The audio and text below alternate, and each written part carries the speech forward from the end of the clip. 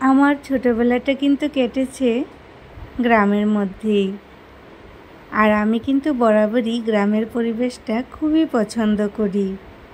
আর এত সুন্দর গ্রামের পরিবেশ পেয়ে নিজেকে কিন্তু আর আটকে রাখতে পারলাম না।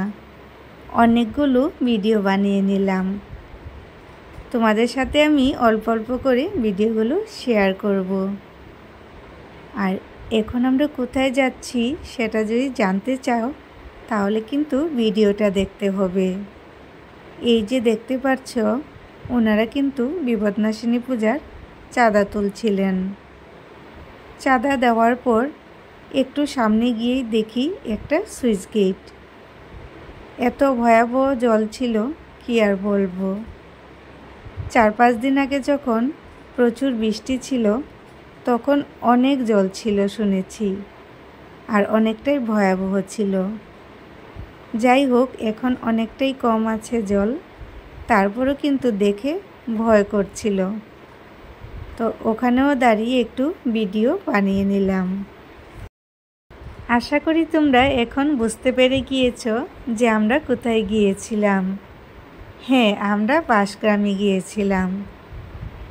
মোটামুটি 80% লোকই কিন্তু বাঁশগ্রামে গিয়ে ঘুরে এসেছে। আর আমিও কিন্তু বেশ 4-5 বারের মতো গিয়ে ঘুরে এসেছি। তারপরও কিন্তু আমি আমার মতো করে তোমাদের সাথে বাঁশগ্রামটা একটু শেয়ার করলাম। যেহেতু বেশ কয়েকদিন ধরেই বৃষ্টি হয়ে গিয়েছে, সেই কারণে বাঁশগ্রামের ভেতরটাও একদম কেমন যেন হয়ে রয়েছিল। রৌদ্র থাকলে হয়তো একটু ভালো লাগতো। তো যাই হোক, এই যে দেখতে পাচ্ছ আমরা ভিতরে ঢুকে গিয়েছি। আর মোটামুটি সব জায়গাটাই তোমাদের সাথে শেয়ার করার চেষ্টা করব। দেখতেই পারছো চতুর্দিকটা কেমন যেন হয়ে রয়েছে বৃষ্টির জন্য। আর ওই দিনকেও কিন্তু একদমই আকাশটা মেঘলা ছিল, তাই ভিডিওগুলো ভালো যেমন আসছিল না, অন্ধকার অন্ধকার আসছিল। সামনে গিয়েই দোলনা পেয়ে গেলাম। আর দোলনা পেয়ে দোলনা চড়ব না সেটা তো হতেই পারে না। বড় হয়েছি তো কি হয়েছে, দোলনা তো চড়তেই হবে। দোলনা দেখলে সেই আগের মতোই ছোট হয়ে যায়। এই যে দেখতে পাচ্ছ সব কিছু একদম অন্ধকার অন্ধকার আসছিল।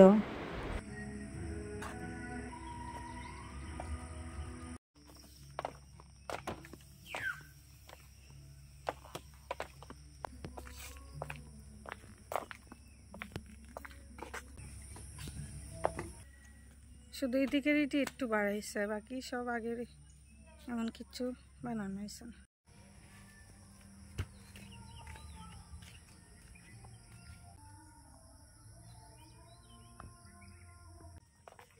পুচু কি করে? পুচু, ছোট্ট পুচুটা শুধু বাস আর বাস, তাই তো নাম বাঁশগ্রাম। যাই হোক, ওই দিন দেখি আমার ছেলে কয়েকটা ফটো উঠতে রাজি হলো। বেশ আনন্দই লাগছিল ও যে রাজি হয়েছে ফটো উঠতে।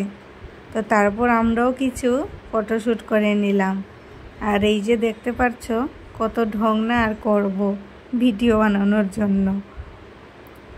তো এখানে আমরাও একটু ফটোশ্যুট করে ভিডিও বানিয়ে নিলাম। আমরা এসেই ফটো ভিডিও নিয়ে ব্যস্ত হয়ে পড়েছিলাম। এখন গিয়ে চা খাবো। এই জায়গাটাতে রিল বানালে কিন্তু বেশ সুন্দর হয়।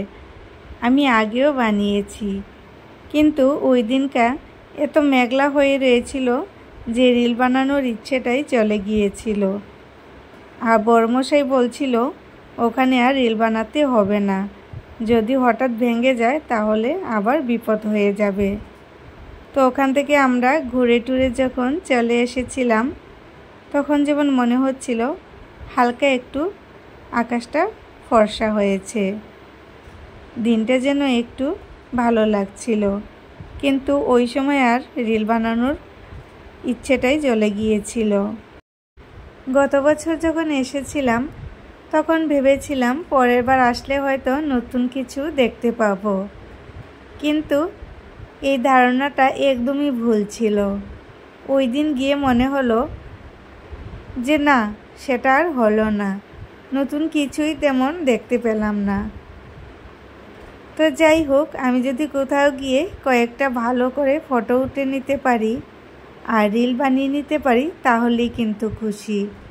তো তোমাদের সাথেও কিন্তু যাই পারলাম শেয়ার করলাম। কেমন লাগলো সেটা কিন্তু জানাতে ভুলবে না। টাটা।